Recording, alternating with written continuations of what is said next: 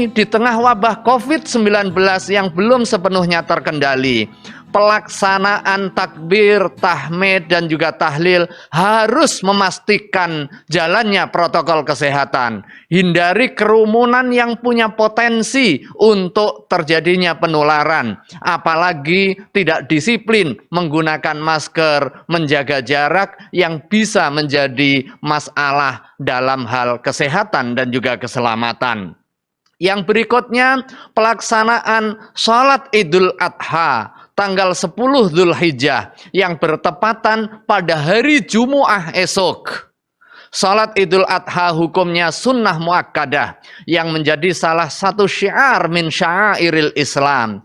Pelaksanaan sholat Idul Adha pada saat wabah COVID-19 yang belum sepenuhnya terkendali ini harus terus mempertimbangkan kondisi faktual di tengah masyarakat kita. Ketika kita berada di suatu kawasan yang sudah mulai terkendali, maka pelaksanaan sholat Idul Adha dapat dilaksanakan di masjid secara berjamaah, di musola, di tanah lapang, di lapangan, di tempat terbuka, di gedung, atau tempat-tempat yang lain, tetapi harus tetap istiqomah menjalankan protokol kesehatan, memakai masker, kemudian wudhu dari rumah, membawa sajadah sendiri, menjaga jarak, kemudian juga memastikan kondisi kesehatan kita tetap fit.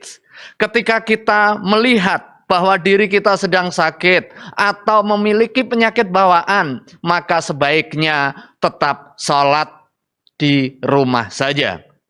Namun ketika kita berada di kawasan yang angka penularannya masih menunjukkan tren meningkat, bahkan berada di daerah yang dalam kualifikasi hitam, maka pelaksanaan sholat Idul Adha sebaiknya tetap di rumah bersama keluarga. Pelaksanaan ibadah kurban harus tetap menjaga protokol kesehatan untuk mencegah dan juga meminimalisir potensi penularan. Ada beberapa langkah yang bisa diambil. Yang pertama, sebaiknya pihak yang terlibat mengoptimasi sarana yang tersedia seperti rumah potong hewan.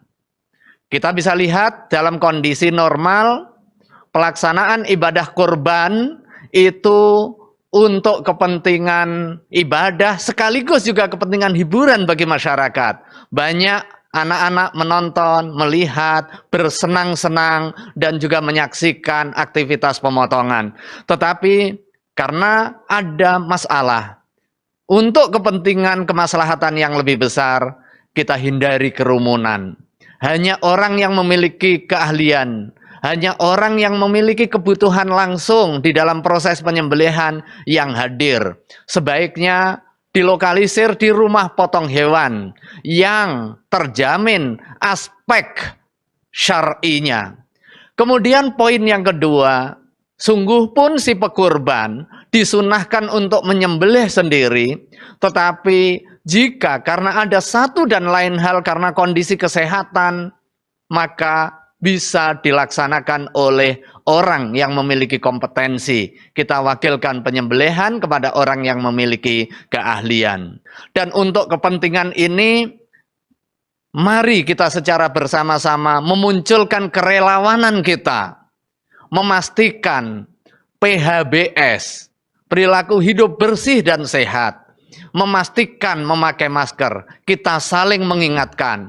Dan pemerintah daerah memastikan kondisi kesehatan hewan.